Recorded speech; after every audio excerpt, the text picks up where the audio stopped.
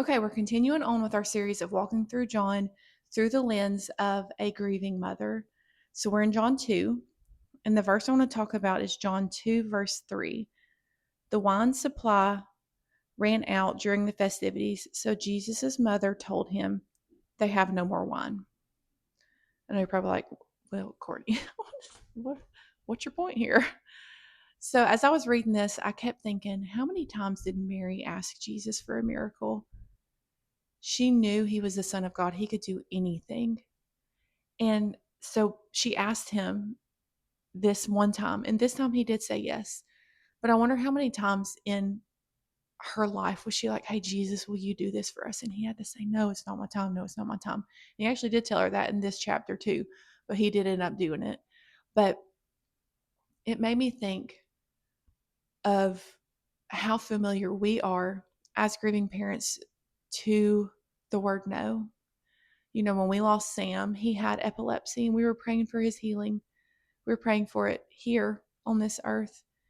And essentially, God told us no, at least for his healing here. Now he has received his eternal healing, and we're so thankful that he is in heaven whole and his brain is healthy now. But we wanted it here. And essentially, God told us no. And that's hard. That's a hard pill to swallow. But I want to bring you to a moment in Jesus's life where God told Jesus no. It's in the Garden of Gethsemane. And he was praying and he said, God, if it's your will, let this cup pass before me. Essentially, he was praying, God, I don't want to do this. If there's any other way, can we do it? Can we do it another way?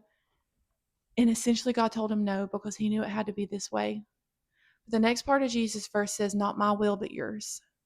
And so the trust that Jesus had in the Father was so great that even though he prayed and asked God to let the cup pass from him, and God told him no, his trust in him was so great that he trusted him all the way to the cross. He trusted that even though it didn't make sense, even though he wished it could happen another way and it didn't, that he trusted that God knows his ways are higher than our ways. So even though we may not know the answer to the question, why did it have to be this way in our grief journey? Our trust in the Father needs to be so great that we can say, like Jesus, not my will, but yours be done.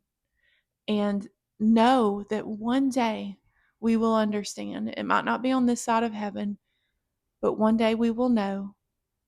And until then, we trust the one that will never leave us and never forsake us.